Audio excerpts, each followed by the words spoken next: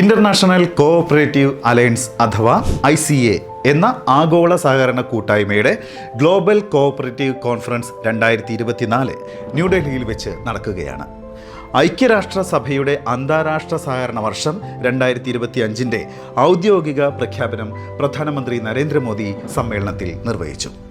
ഭൂട്ടാൻ പ്രധാനമന്ത്രി His Excellency Dasho Tshering Tobgay, Fiji deputy പ്രധാനമന്ത്രി His Excellency Manoa കാമിക, ഭാരതത്തിന്റെ ആഭ്യന്തര സഹകരണ മന്ത്രി അമിത്ഷാ തുടങ്ങിയവർ ചടങ്ങിൽ സംബന്ധിച്ചു.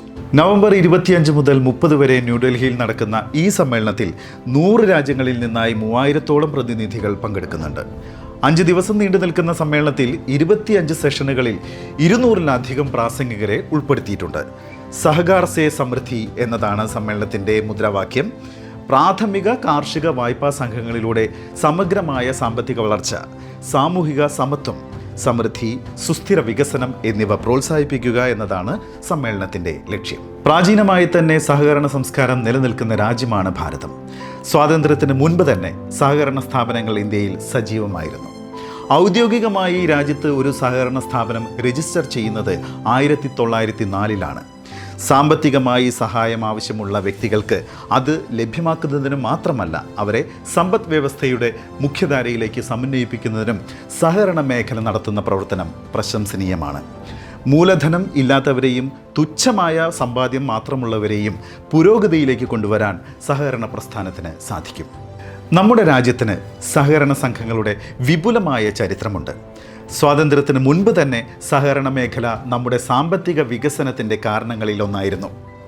രാഷ്ട്രീയ അതിപ്രസരവും അഴിമതിയും കെടുകാര്യസ്ഥതയും ഒക്കെ സഹകരണ മേഖലയുടെ വളർച്ചയ്ക്ക് വിലങ്ങുതടി ആയിട്ടുണ്ട്. അടിസ്ഥാന ജനവിഭാഗങ്ങൾ നേരിട്ട് ഇടപെടുന്ന ഒരു മേഖല ആയതുകൊണ്ട് തന്നെ സുതാര്യവും സുരക്ഷിതവുമായ പ്രവർത്തന രീതികൾ ഈ മേഖലയിൽ കൈക്കൊള്ളേണ്ടത് അനിവാര്യമാണ്.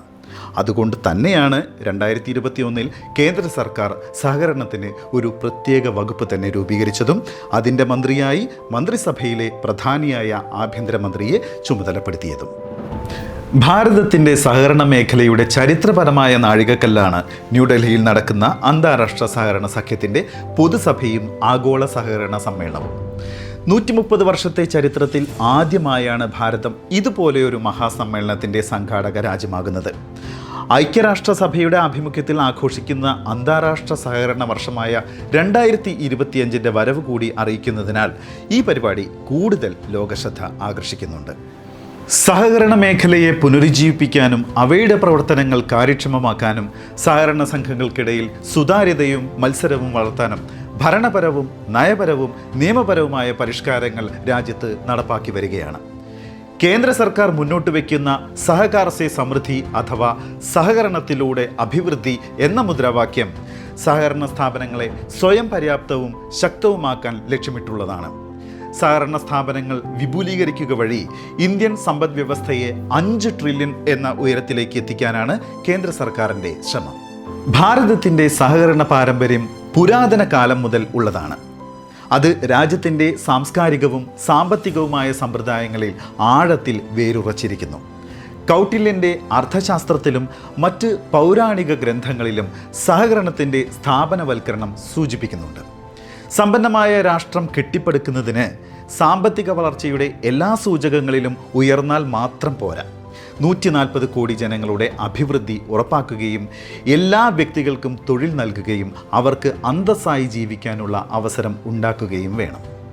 ചരിത്രം കുറിക്കുന്ന ഈ ആഗോള സഹകരണ സമ്മേളനത്തിന് ആതിഥേയത്വം വഹിക്കുക വഴി ലോകമെമ്പാടുമുള്ള സഹകാരികളെ നമ്മൾ തുറന്ന മനസ്സോടെ സ്വാഗതം ചെയ്യുകയാണ്. ലോകത്തെമ്പാടുമുള്ള സഹകരണ പ്രസ്ഥാനങ്ങൾക്ക് കരുത്തു പകരാൻ പഠിക്കുക, പങ്കുവയ്ക്കുക, സഹകരിക്കുക എന്ന ആപ്തവാക്യത്തിൻ്റെ ചൈതന്യം നമുക്ക് ഒരുമിച്ച് സ്വീകരിക്കാം. സാമ്പത്തിക ശേഷി ഉറപ്പാക്കൽ, ദാരിദ്ര്യ നിർമ്മാർജ്ജനം, ലിംഗസമത്വം ഉറപ്പാക്കൽ, സുസ്ഥിര വികസനം എന്നിവയിൽ ഭാരതത്തിൻ്റെ ശ്രദ്ധേയ മുന്നേറ്റങ്ങൾ ലോകത്തിന് മുൻപിൽ പ്രദർശിപ്പിക്കാനുള്ള ഒരു വേദിയായി ഈ സമ്മേളനം മാറുമെന്ന കാര്യത്തിൽ തർക്കമില്ല. പുതിയ കാലത്തെ വെല്ലുവിളികളെ പ്രതിരോധിക്കാനും അവസരങ്ങൾ പ്രയോജനപ്പെടുത്താനും സഹകരണ സ്ഥാപനങ്ങളെ പ്രാപ്തരാക്കുക എന്നതാണ് 5 ദിവസം നീണ്ടു നിൽക്കുന്ന ഈ സമ്മേളനത്തിൻ്റെ മുഖ്യ ലക്ഷ്യം. അതിനായി ലോകമെമ്പാടുമുള്ള സഹകരണ പ്രസ്ഥാനങ്ങൾ ഒരുമിച്ച് കൈകോർത്ത് പ്രവർത്തിക്കണം എന്ന സന്ദേശമാണ് ഈ സമ്മേളനം മുന്നോട്ട് വയ്ക്കുന്നത്. നമ്മുടെ ഓരോരുത്തരുടെയും ചിന്തയിലും പ്രവൃത്തിയിലും സഹകരണം നിർലോഭം വന്നു ചേരട്ടെ എന്ന് ആശംസിക്കുന്നു. വിശ്വവികാസ് വിഷൻ മറ്റൊരു വീഡിയോയുമായി വീണ്ടും വരുന്നതുവരെ എല്ലാവർക്കും നമസ്കാരം. ജയ് ഹിന്ദ്.